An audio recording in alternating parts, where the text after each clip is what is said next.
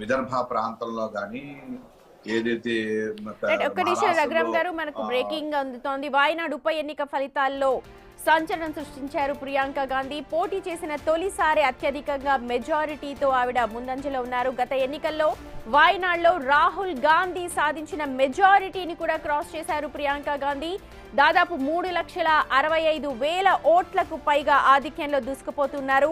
మొన్న జరిగిన సార్వత్రిక ఎన్నికల్లో వాయనాడ్ నుంచి 3,64,422 ఓట్లు సాధించారు రాహుల్ గాంధీ. అయితే ప్రస్తుతం ప్రియాంక గాంధీ ఆ లీడ్ కూడా దాటేశారు. 3,65,000 ఓట్ల ఆధిక్యంలో దూసుకుపోతున్నారు. పోటీ చేసిన తొలిసారి అత్యధిక మెజారిటీతో దుమ్ము లేపుతున్నారు ప్రియాంక గాంధీ.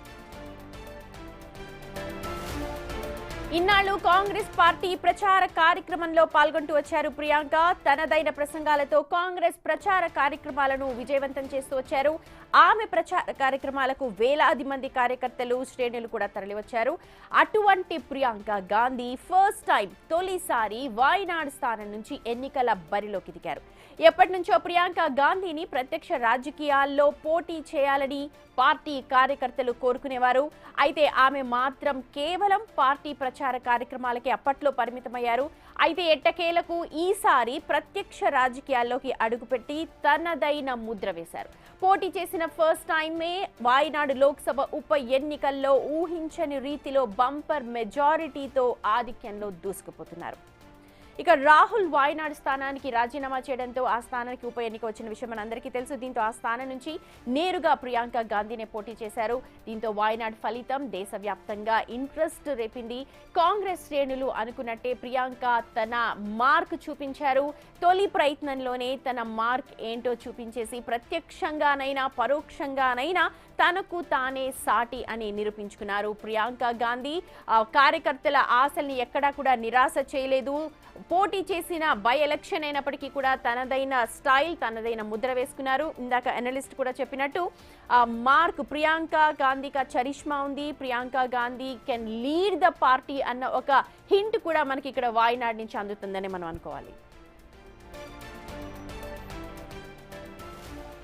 చూడొచ్చు, రాహుల్ గాంధీ మెజారిటీని కూడా క్రాస్ చేసేసింది ప్రియాంక గాంధీ.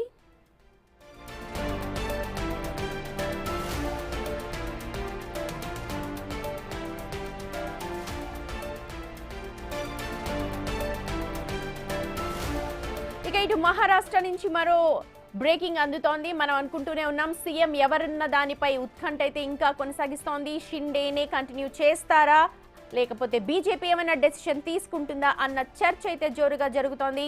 సీఎం రేసుపై స్పందించారు బీజేపీ ప్రధాన కార్యదర్శి వినోద్ తవ్డే. బీజేపీ అధిష్టానం ఏక్నాథ్ షిండే, ఫడ్నవీస్, అజిత్ పవార్ కలిసి చర్చించి ముఖ్యమంత్రి ఎవరు అనేది నిర్ణయిస్తారని చెప్పారు ఆయన.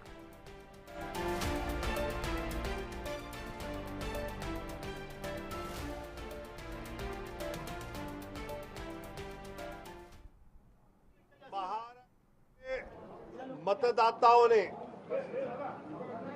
जो भाजपा महायुति को जबरदस्त जीत दिलाई है, माननीय नरेंद्र मोदी जी के नेतृत्व में एकनाथ जी शिंदे, देवेंद्र जी फडणवीस और अजित दादा पवार, रामदास आठवले आरपीआई के इन सब ने मिलकर जो चुनाव अच्छी तरह लड़ा, जो सरकार अच्छी तरह चलाई।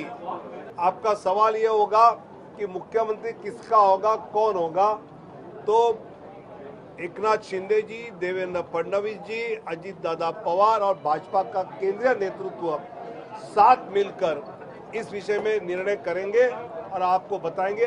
आज महायुति विजय का जश्न मना रही है और महाराष्ट्र की जनता को बहुत बहुत धन्यवाद दे रही है।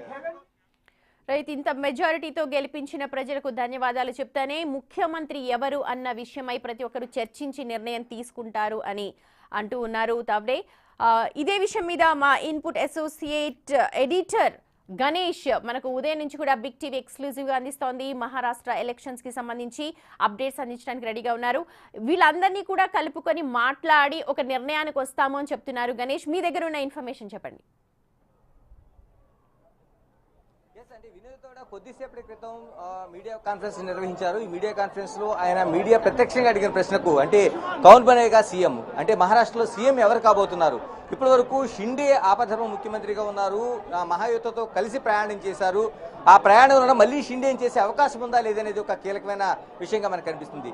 ఇలాంటి పరిస్థితుల మధ్య ఆయన చెప్పింది ముగ్గురు నేతలు అంటే ఇప్పటికే షిండే కావచ్చు, అజిత్ నా కావచ్చు, లేకపోతే అజిత్ పవార్ కావచ్చు, మరోవైపు భారతీయ జనతా పార్టీలో కీలకంగా ఉన్న ఫెర్నాండెస్ కావచ్చు, అంటే ఫడ్నవీస్ కావచ్చు, ఫడ్నవీస్ని సీఎం అవుతారని ఇప్పటికే చాలా వరకు అనేక భారతీయ జనతా పార్టీ నినాదాలు చేస్తుంది. ఆ పార్టీ నుంచి ఒక సంకేతాలు వ్యక్తం చేస్తుంది. చిన్న చోటా మోటా నాయకుల నుంచి చాలా అనేక మంది నాయకులు ఫడ్నవీస్ అంటే దేవేంద్ర ఫడ్నవీస్ సీఎం అవుతారనేది ఒక సంకేతాలు తీస్తుంది.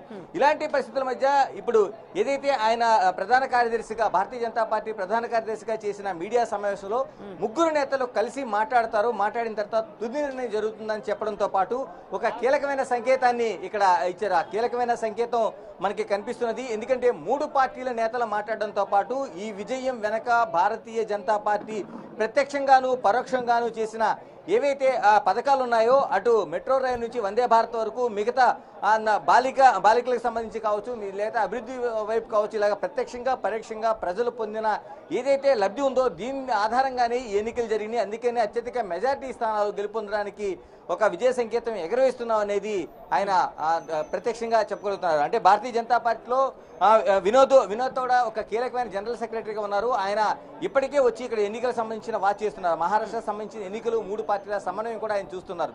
ఇలాంటి పరిస్థితుల మధ్య కీలకంగా ఆయన చేసిన ప్రకటన ఒకటి ముగ్గురు నేతలు కలిసి మాట్లాడతారు అంటూనే మరోవైపు ఇది కీలకంగా భారతీయ జనతా పార్టీ ప్రత్యక్షంగాను పరోక్షంగాను ప్రజలకు చేసిన మేలు ఏదైతే ఉందో ఆ మేలులో భాగంగానే ఇప్పుడు ఏదైతే ఈ ఎన్నిక ఘన విజయానికి కారణమవుతుంది అనేది ఆయన మహాయుత విజయంలో కీలకంగా బీజేపీ ఉందని చెప్పకనే చెప్పారు. అందుకనే బీజేపీ ఇప్పటికే 130 స్థానాలకు పైగా దూసుకుపోతుంది. అంటే పూర్తిగా అనౌన్స్మెంట్ అయ్యేప్పటికి ఎన్ని స్థానాల్లో విజయం సాధిస్తుంది అనేది అంటే అది పూర్తిగా అంటే ఇప్పటికి 130 స్థానాలు దాటి ఏదైతే మ్యాజిక్ ఫిగర్ వరకు చేరుకుంటుందా లేకపోతే మిగతా పార్టీలతో సమన్వయం చేసుకుంటూ విజయం సాధించే అవకాశం ఉందని తేలాల్సిన అంశంగా ఉంది. కాకపోతే మొత్తం అత్యధిక మెజారిటీ అనేది ఇక్కడ మనకి కనిపిస్తుంది. కాబట్టి ఇందులో అంటే మూడు పార్టీల సమన్వయంలో కూడా కీలకంగా మనకి భారతీయ జనతా పార్టీ కనిపిస్తుంది. ఇందుకు సంబంధించిన ఒక సన్నాహాల్లో ఒక కీలకమైన అంశంగా మీకు చూపించబోతున్నాను. ఇప్పుడు భారతీయ జనతా పార్టీ ఆఫీస్ ఏదైతే నారీమన్ సెంటర్ పాయింట్ ఉందో పాయింట్ దగ్గర ఏర్పాటు చేసిన ఒక కీలకమైన బ్యానర్ ఇది. ఒకసారి ఆ బ్యానర్ ని మనం చూడొచ్చు. ఇప్పటికిప్పుడే ఏర్పాటు చేశారు. మరికొద్ది సేపట్లో ఇక్కడ ముఖ్యమైన నాయకులందరూ వచ్చి ఇక్కడ మీడియాను ఉద్దేశించి ప్రజలను ఉద్దేశించి ఘన విజయాన్ని ఉద్దేశించి మాట్లాడే అవకాశం ఉంది. ఎందుకంటే ఇక్కడికి ప్రధానంగా అందులో మనకు ఆ పోస్టర్లను చూసుకుంటే ఒకటి షిండే శివసేనకు సంబంధించిన షిండేని ఏర్పాటు చేశారు. మరోవైపు అజిత్ పవార్ ఎన్సీపీకి సంబంధించిన అజిత్ పవార్ని ఏర్పాటు చేసిన ఆ బ్యానర్ ఏర్పాటు చేస్తున్న దృశ్యాలను కూడా ఇప్పుడు చూస్తున్నాం. మధ్యలోనే మనకి దేవేంద్ర ఫడ్నవీస్ని ఏర్పాటు చేశారు. అంటే ఇప్పటికే ఒక కీలకమైన నేతగా ఈ ఏదైతే మూడు పార్టీల మహాయుతి ఉందో మహాయుతిలోని కీలకమైన నేతగా ఆయన్ని చూస్తున్నారు. భారతీయ జనతా పార్టీ అదే ఎక్స్పోజ్ చేస్తూ ఉంది. ఇప్పటికే అమిత్ షా ఈ ముగ్గురు నేతలతో కూడా మాట్లాడినట్టు మనకి సమాచారం అందుతుంది. ముగ్గురు నేతలతో షిండేతో పాటు మరోవైపు అజిత్ పవార్తో పాటు మిగతా దేవేంద్ర ఫడ్నవీస్తో కూడా మాట్లాడారు. ఈ మాట్లాడిన తర్వాత ఆయన ఇచ్చిన సంకేతాలు ఏ విధంగా ఉంటాయి అంటే ఇప్పటికే ఇక్కడ ఉండే రాష్ట్రంలో ఉండే నాయకులతో సమన్వయం చేసుకుంటున్నారు. మరోవైపు బీజేపీ ఒక కీలకమైన సంకేతంగా ఫడ్నవీస్ సీఎం అవుతారనే ఒక సంకేతం